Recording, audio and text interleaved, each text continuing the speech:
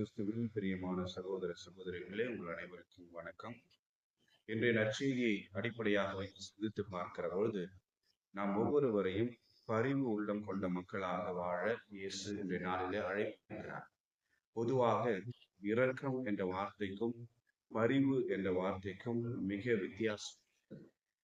இரக்கம் என்று சொன்னால் நம் கண் யாராவது கஷ்டப்படுகிறார்கள் என்று சொன்னால் அந்த கஷ்டத்தை பார்த்து நாம் பரிதாபம் ஐயோ பாவம் என்று சொல்வோம். ஆனால் இந்த பரிவு என்பது நம் கண்முன் யாராவது கஷ்டப்படுகிறார்கள் என்று சொன்னால் அவர்களுடைய கஷ்டத்தை போக்க நாம் எடுக்கிற அடுத்த கட்ட நடவடிக்கை தான்.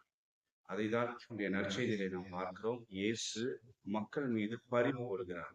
அவர்கள் ஆயனில்லா ஆடுகளைப் போல அலகழிக்கப்படுகிறார்கள் என்று அவர்களை பார்த்தவுடனே அவர்கள் மீது பரிவு கொள்கிறார். அடுத்த கட்ட நடவடிக்கை என்ன? அவர்களுக்கு பலவற்றை கற்பிக்கிறார், அவர்களுக்கு உணவு கொடுக்கிறார். இதுதான் பரிவு. நல்ல சமாரியனுடைய உவமையில பார்க்கிறோம்.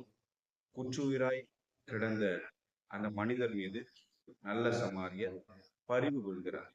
அந்த பரிவினுடைய அடுத்த கட்ட நடவடிக்கை அந்த மனிதனை மருத்துவமனைக்கு அழைத்து செல்கிறார்.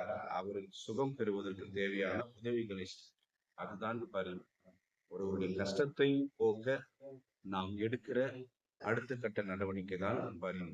எனவே இந்த பரிவு என்ற இந்த நற்பண்பை நாம் வளர்த்து கொள்ள நாம் தயாராக இருக்க வேண்டும். எனவே பரிவுள்ளம் கொண்ட மக்களாக வாழ முயற்சி செய்வோம். இறைவன் நம் ஒவ்வொருவரையும் நிறைவாக ஆசீர்வதிக்கட்டும். ஆமென்.